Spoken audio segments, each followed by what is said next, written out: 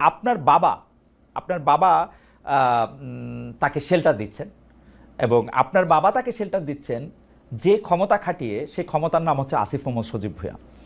আপনি কি একটু বলবেন যে এই একটা নৃশংস অপরাধ, আমি বাংলা ভিশনের যে কি দেখানো হয়েছে সেখান থেকে আলাদা করে আমি যতটুকু জিনিস সম্পর্কে শিওর হতে পেরেছি শুধু ততটুকু জিনিসই আপনাকে বললাম, যে তিনজন, তার হত্যা, চাঁদাবাজি, সালিশ, বাণিজ্য, ইউপি চেয়ারম্যান, সে আওয়ামী লীগ আমলে ছিল, সবটা মিলে যদি আপনি এটা বলতেন যে আপনার বাবা তাকে সেটা দিচ্ছেন হ্যাঁ। কিনা, এবং আহ, আপনি আপনার পলিটিক্যাল গেইনকে সামনে রেখে আপনার বাবা বিএনপির এগেনস্টে আওয়ামী লীগের লোকজনকে দিয়ে একটা পলিটিক্যাল একটা জায়গা তৈরি করতে চাচ্ছেন কিনা। আচ্ছা, প্রথমত হচ্ছে এই যে আমরা এই সরকার দায়িত্বে আসার পরে, তখন হাসান আরিফ স্যার দায়িত্বে ছিলেন স্থানীয় সরকার বিভাগে, তখন আম, পৌরসভা, জেলা পরিষদ, উপজেলা পরিষদ, সিটি কর্পোরেশন, এই সবগুলো হচ্ছে ভেঙে দেওয়া হয়েছিল অধ্যাদেশ জারি করে এবং পরবর্তীতে পরিপত্র জারি করে। কিন্তু ইউনিয়ন পরিষদ ভাঙা হয় নাই। ইউনিয়ন পরিষদ ভাঙা হয় নাই এই বিবেচনায় যে এতগুলো ইউনিয়ন পরিষদে পরিচালনার মতো যথেষ্ট পর্যাপ্ত মানে প্রশাসক দেওয়ার মতো পর্যাপ্ত অফিসার আমাদের আসলে ফিল্ড পর্যায়ে নাই, সেই কারণে ইউনিয়ন পরিষদ ভাঙা হয় নাই। এবং ইউনিয়ন পরিষদের ক্ষেত্রে যারা পলাতক ছিল, যেহেতু ভাঙা হয় নাই, অধ্যাদেশ পরিবর্তন হয় নাই, সেহেতু যে কাউকে যে কোনো সময় বের করে দেওয়ার সুযোগ নাই। যারা পলাতক ছিল তাদের ক্ষেত্রে স্পষ্ট উল্লেখ আছে 60 দিন স্টেশনে উপস্থিত না থাকলে তাকে বরখাস্ত করা যাবে। সেই প্রক্রিয়ায় অনেককে বরখাস্ত করা হয়েছিল। কিন্তু শিমুল বিল্লালের ঘটনা আমি পরবর্তীতে খোঁজ নিয়ে যতটুকু জেনেছি, তিনি স্বতন্ত্র প্রার্থী হিসেবে ইলেকশন করেছেন এবং তিনি 5 আগস্টের পরে পলাতক ছিলেন না একদিনের জন্য, তিনি স্টেশনেই ছিলেন। তো নিয়ম অনুযায়ী আসলে তাকে ইয়া করা হয় নাই। এবং এই যে একটা রিপোর্টে বলা হয়েছে যে সব ইউনিয়ন পরিষদ চেয়ারম্যানদেরকে অপসারণ করা হয়েছে, এটা সম্পূর্ণ মিথ্যা। এই সংক্রান্ত ইউনিয়ন পরিষদ অধ্যাদেশ তখন ইয়া করা হয় নাই, তখন অ্যামেন্ডমেন্টও করা হয় নাই এবং পরিপত্র জারি করা হয় নাই। ইউনিয়ন পরিষদগুলো আগের মতোই বহাল ছিল। শুধুমাত্র যারা পলাতক ছিল, স্টেশনে ছিল না, যাদের বিরুদ্ধে অনাস্থা এসেছে, আইন অনুযায়ী তাদেরকে একটা সেকেন্ড, অপসারণ মানে করা আপনি কি হয়েছে। বলতে চাচ্ছেন যে জনাব শিমুল বিল্লাল আওয়ামী লীগের রাজনীতির সাথে জড়িত ছিলেন না? আওয়ামী লীগের রাজনীতির সাথে জড়িত ছিল কিনা আমি জানি না, হ্যাঁ। তবে স্বতন্ত্র প্রার্থী ছিল এতটুকু আমি জানি। আচ্ছা। আম, তিনি স্বতন্ত্র প্রার্থী হিসেবে নির্বাচনে জয়ী হয়েছেন যতদূর আমি জানি। ওকে। এবং শেল্টারের বিষয়ে যেটা বলা হয় যে ওই যে একটা ছবি দিয়ে হচ্ছে বলা হয় যে শেল্টার দেওয়া হচ্ছে, ওই ছবিটা কিন্তু ওই ঘটনারও আরো অনেকদিন আগের। এবং ছবিটা দেওয়ার সময় খুব ক্লেভারলি ওই যে নিচে যে ডেট লেখা থাকে, অনেক ফোন দিয়ে ছবি তুলে ডেট লেখা থাকে, ওই ডেট এন্ড টাইমটা আসলে কেটে দেওয়া হয়েছে। আমার কাছে ডেট এন্ড টাইম সহ ছবিটা আছে। হুম। তো আহ এখানে একটা পারসেপশন তৈরি করা হয়েছে এই জায়গা থেকে। তো ঘটনা আমি স্থানীয় প্রশাসন, পুলিশ সবার সাথে কথা বলে যতটুকু জেনেছি, এই ঘটনাটা যেদিন ঘটে এবং বাদীর স্টেটমেন্টও আমি পেয়েছি যে যিনি ভিকটিম তিনিও বলেছেন যে আগের রাতে 2টায় ওইখানকার যিনি বিএনপির উপজেলা যুগ্ম আহ্বায়ক এবং ওই ইউনিয়ন পরিষদের সাবেক চেয়ারম্যান, হুম। তার বাসায় ওই বৈঠকটা হয়, যে বৈঠকে আসলে হত্যার বা হামলা করার সিদ্ধান্ত হয়েছিল। শাহ আলম, তিনি হুম। কিছুদিন আগে অ্যারেস্ট হয়েছেন। ওই বৈঠকে এখন যাকে আওয়ামী লীগের চেয়ারম্যান বলা হচ্ছে শিমুল বিল্লাল, তিনিও উপস্থিত ছিলেন ওই বৈঠকে। ওই ওয়ার্ডের মেম্বার উপস্থিত ছিল, ওই এলাকাবাসীর যারা মাথা আছে সবাই উপস্থিত ছিল। রাত 2টা বাজে বৈঠক হয়। এইটা কিন্তু হচ্ছে বাদীর স্টেটমেন্ট, আমার কাছে স্টেটমেন্ট অডিও রেকর্ড আছে। এটা বাদী নিজে বলছেন যে ওই বাসায় বৈঠক করে হত্যার সিদ্ধান্ত হয়। এবং প্রথম 15 দিনের বক্তব্য যদি দেখেন, ভিকটিম ফ্যামিলির কোথাও আমার নাম কিংবা আমার বাবার নাম নাই। এবং যেই ব্যক্তি এই ঘটনায় তার স্ত্রী হারিয়েছে, 2 সন্তান হারিয়েছে, তার স্টেটমেন্ট আছে, ছোটখাটো মিডিয়াতে এসেছে, যে তিনি বলছেন যে তাদেরকে এই ঘটনা ঘটার পরে বিএনপির নেতাকর্মীরা তাদের বাসায় যান, তাদেরকে নানাভাবে চাপ প্রয়োগ করেন, কুপরামর্শ দেন, উপদেষ্টার বাবা এবং উপদেষ্টার নাম মামলায় অন্তর্ভুক্ত করতে বলেন, কিন্তু তারা সেটাতে আপত্তি দেন এবং সেটা তারা করেননি। কিন্তু পরিবারের আরেকাংশকে এবং তার মেয়ের ব্যাপারে যখন আমরা বিভিন্নভাবে তার সাথে কথা বলার চেষ্টা করি, তিনি বলেন যে তার মেয়েকে তিনি আর সেই সময়ের পর থেকে পাচ্ছেন না, তার মেয়ে অন্য জায়গায় আছে। এবং এই যে বিভিন্ন ধরনের স্টেটমেন্ট, বক্তব্য, যেটা প্রথম 15 দিনে আসে নাই। আপনি তো যে কোনো হুম। ক্রাইমের হুম। ইয়ার ক্ষেত্রে যদি আপনি ভিকটিমের বক্তব্য নেন, তাহলে তো আপনার ফার্স্ট বক্তব্যটা বিশ্বাসযোগ্য হওয়া উচিত, যেটা পরবর্তীতে তাদেরকে এবং আমরা এটা কি এরকম হতে পারে জনাব ভূঁইয়া, এটা কি এরকম হতে পারে যে প্রথম দিকে আপনার ভয়ে তারা সত্যি কথা বলতে পারেন নাই? আমার ভয়, তো প্রথম দিকে যদি আমার ভয়ে না বলতে পারে, পরে কিভাবে তাহলে বলতেছে? অনেক কষ্টে তো সাহস সঞ্চয় এটা করেছে। এবং এবং না, এখানে যদি যার স্ত্রী মারা গেছে, যার 2 সন্তান মারা গেছে এবং উনি সেখানে থাকলে উনিও হয়তো মারা যেতে পারতেন, হুম। তিনি বলছেন যে তাদেরকে চাপ প্রয়োগ করা হয়েছে। এই ভিডিওটা আছে, আমি প্লে করে আপনাকে শোনাতে পারি, যে আচ্ছা। তাদেরকে চাপ প্রয়োগ করা হয়েছে, তাদেরকে কুপরামর্শ দেওয়া হয়েছে যেন তারা আমাদের নাম অন্তর্ভুক্ত করেন, কিন্তু তারা সেটা প্রাথমিকভাবে রিফিউজ করেছেন। ওকে। তার নিজের স্টেটমেন্ট আছে। ওকে। আমার মনে হয় যে আমরা আরেকটু অন্য জায়গায় যাই। যে সম্প্রতি আপনার বাবা বিল্লাল হোসেনের বিষয়ে আরেকটা অভিযোগ এসেছিল, যেটা আপনি আসলে স্বীকার করেছেন, যে একটা ঠিকাদারি লাইসেন্স হওয়ার পর আপনি এটা বিব্রত হয়েছিলেন। আপনি বলেছিলেন যে সেটি আসলে একটি ভুল এবং এটি প্রত্যাহার করা হয়েছিল এবং তার এটিকে নিষেধ করা হয়েছে। কিন্তু আমরা দেখেছি যে একটা স্কুলের সহকারী প্রধান শিক্ষকের উপর অত্যাচার, যেটি আসলে মানে তাকে বিবস্ত্র করে অমানবিক নির্যাতন চালানোর কথা, তিনি এই অভিযোগ করেছিলেন যে বিল্লাল হোসেনকে 2014 সালে বহিষ্কার করা হলে তখন আমি ভারপ্রাপ্ত প্রধান শিক্ষক হয়েছিলাম, সেটাই বিল্লাল হোসেন অর্থাৎ আপনার পিতা, সেটাই তার আসলে এই মানে প্রতিশোধ নেয়ার কারণ।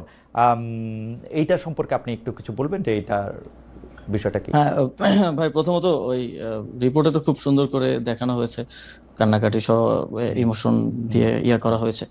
তো আমার কাছে এখানে পেপারেই আছে যে এই যে বহিষ্কারের কথা যেটা বলা হচ্ছে, এটা হচ্ছে বাবার স্বাক্ষর নকল করে, এবং হাইকোর্টের ভার্ডিক্ট আছে যে এই স্বাক্ষরটা নকলকৃত।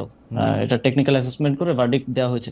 স্বাক্ষর নকল করে একটা পদত্যাগ পত্র, মানে অব্যাহতি পত্র, যে উন্নত চাকরি হয়েছে বিধায় আব্বু হচ্ছে যে প্রধান শিক্ষকের পদে অব্যাহতি এবং ছাড়পত্র প্রসঙ্গে, এই যে আমার কাছে এটা আছে, যে স্বাক্ষর নকল করে ওনাকে আসলে বহিষ্কার করা হয়েছে, যদিও সেখানে বলা হয়েছে যে অর্থ আত্মসাতের কারণে বহিষ্কার করা হয়েছে। আমার কাছে হাইকোর্টের এখানে ভার্ডিক্টও আছে এবং শিক্ষা বোর্ডের ভার্ডিক্ট আছে। এটা ওই সময় তো আর আমি উপদেষ্টা ছিলাম না, যে ওই সময়ের ভার্ডিক্ট আছে যে এটা স্বাক্ষর নকল করে তাকে তার পদ থেকে সরানো হয়েছে। এবং এটা তখনকার সহকারী প্রধান শিক্ষক হওয়ার জন্য এবং তখনকার ম্যানেজিং কমিটির সভাপতি তার কিছু কথা না শোনার জন্য এই ষড়যন্ত্রটা তখন করা হয়েছে।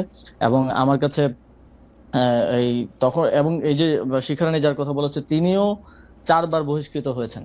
4 বার, একবার না 4 বার। এবং 4 বারের মধ্যে 3বারই ওই সময়কার যিনি ম্যানেজিং কমিটির ডিরেক্টর, মানে সভাপতি মোহাম্মদ আলীর দ্বারা 3বার তিনি ইয়া হয়েছেন। পরবর্তীতে তাদের মধ্যে বোঝাপড়া হয়েছে এবং তারা বাবার বিরুদ্ধে এটা করেছে, যদিও হাইকোর্টের রায় একবার না, ওকে। যখন শিক্ষা বোর্ড আব্বুকে পুনর্বহাল করলো ওরা সেটা মানলো না। আপনার কাছে কি মনে হয় যে এই যে একটা ষড়যন্ত্র বা আপনি যেটাকে বলছিলেন যে এইভাবে সাজানো গোছানো জিনিস, এইটার কারণ কি? জনাব বিল্লাল সাহেব কি রাজনীতিতে ওখানে সক্রিয়, নাকি তিনি রাজনীতি করবেন, নাকি আপনি উপদেষ্টা হওয়ার পরে আপনার এই জায়গার শত্রু বেড়েছে বলে আপনি মনে না, করেন? এটা আমি মুরাদনগরের বিষয়ে যদি বলি, মুরাদনগরের ইয়াটা ছিল নির্বাচন করা কিংবা রাজনীতি করার জায়গা থেকে না। কারণ মানে আমি যদি রাজনীতি করিও, আমার মানে রাজনীতি সেন্টারটা মুরাদনগর হওয়াটা আমার জন্যই আরো নেগেটিভ। কারণ যোগাযোগ থেকে শুরু করে সময়, কারণ আমি পলিটিক্স করলে আমি ন্যাশনাল জায়গা থেকে, ন্যাশনাল অ্যাপ্রোচ থেকে করবো, আমি তার স্থানীয় পর্যায়ের নেতা হিসেবে রাজনীতিটা করব না। তো সেই জায়গা থেকে আমার জন্য তো ঢাকা সুইটেবল পজিশন। তো আমি মুরাদনগরে মূলত আমার ইয়া ছিল যে, আপনি জানেন যে বিগত আওয়ামী লীগের সময়ে কুমিল্লার যেই অঞ্চলগুলো বিশেষ করে বিরোধী পক্ষের বিএনপি বা জামাত অধ্যুষিত, সেই অঞ্চলগুলোতে উন্নয়ন কার্যক্রম হয় নাই বললেই চলে।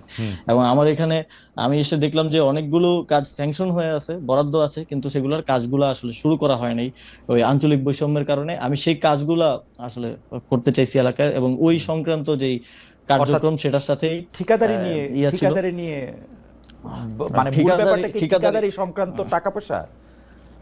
ঠিকাদারি সংক্রান্ত কিছুই না এখানে। আসলে যেই লাইসেন্সটা বাবা করেছিলেন সেটা ছিল জেলা পর্যায়ের একটা লাইসেন্স। এটা মানে অত বড় লাইসেন্সও না, যেটা আসলে এক্সিএন কর্তৃক, মানে জেলা ইঞ্জিনিয়ার যিনি থাকে স্থানীয় সরকারের, তিনি এটা দিয়েছেন। এবং সেটা আমি অবগত ছিলাম না। রিপোর্ট করার আগে আমাকে সাইর ভাই নক দিয়েছিলেন যে এরকম একটা বিষয় আমি পাইছি, এইটা তুমি জানো কিনা। পরে আমি খোঁজ নিয়ে জানলাম যে এটা সত্য, এবং আমি ওনাকে বলার পরে উনি রিপোর্ট করলেন, এবং পরের দিন যথারীতি আমি সেটা, যেহেতু আমি এখানে দায়িত্বে থাকা অবস্থায় এটা স্বার্থের সংঘাত হয়, সেই জায়গা থেকে এটা ইয়া করা।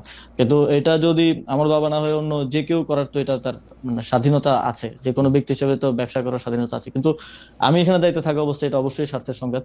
যদিও আমাদের দেশে কোনো এমপি মন্ত্রী স্বার্থের সংঘাতকে কোনো অপরাধ বা ইয়া হিসেবে বিবেচনা করে কিনা আমি জানি না। কারণ আপনি যদি এখনো দেখেন, আপনাদের প্রধান উপদেষ্টা করেন না, তিনি গ্রামীণের নামে অনেকগুলি জিনিস নিয়েছেন যেটা উনি পরে নিলেও পারতেন, নিজের ইয়াও বাদ দিয়েছেন অনেকগুলা। নিশ্চয়ই আপনার সেটা ভিন্ন প্রসঙ্গ। তবে আমি সেটাকে কোনোভাবেই ইয়ে করে নেই, প্রশ্রয় দিই নেই, এবং সেটা আমরা কিন্তু বাতিল করেছি সাথে সাথে, এবং আমি বাবাকে বুঝিয়েছি। এবং তার ওই ঘটনার পর থেকেই মোস্টলি গত 5 মাস বাবা আমার বাসায় আছেন। উনি স্কুল থেকে ছুটি নিয়েছেন 6 মাসের, হুম।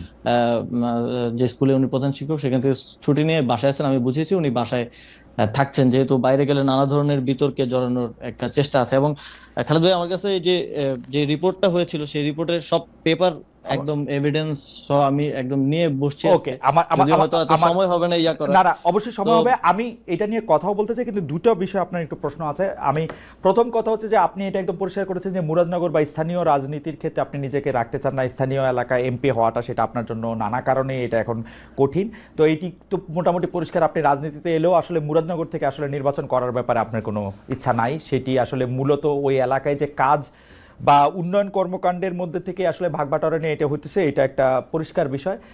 দ্বিতীয় জিনিসটা, আপনি যেভাবে বলতেছেন এবং যে এভিডেন্সগুলো এখন আপনার হাতে আছে, সেই ক্ষেত্রে আপনি এটা আদালতে ট্রাই করবেন কিনা, যা যেসব অভিযোগগুলি করা হয়েছে আপনার বিরুদ্ধে বা যারা আপনার বিরুদ্ধে অভিযোগ করেছেন, যারা আপনার বাবার বিরুদ্ধে অভিযোগ করেছেন, ব্যাপারটা আপনি আদালতে তুলবেন কিনা? হ্যাঁ, প্রথমত কেউ লিগেল কোনো অভিযোগ তো করেন নাই।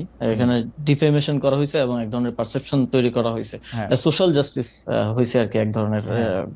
আপনি ডিফেমেশন ফ্যাসিস্ট স্যুট বানায় করবেন দেওয়া কিনা, হয়েছে। মানে এর চেয়েও অনেক তো ছোট কারণে অনেক হ্যাঁ, মানুষ ডিফেমেশন স্যুট করে। অবশ্যই অবশ্যই আমি ডিফেমেশন স্যুট করব, এবং সেই জন্য আমরা সব এভিডেন্স একত্র করেছি। এবং যেহেতু একটা রিপোর্ট হয়েছে, সেটার একটা রিবাটালও আমরা তৈরি করেছি। আমি যদিও মানে ওপেন আহ্বান জানিয়েছিলাম বাংলাদেশের যে কোনো মিডিয়াকে এটা নিয়ে একটা ফ্যাক্ট বেসড ইয়ে করার জন্য। আপনি চাইলে আপনিও করতে পারেন।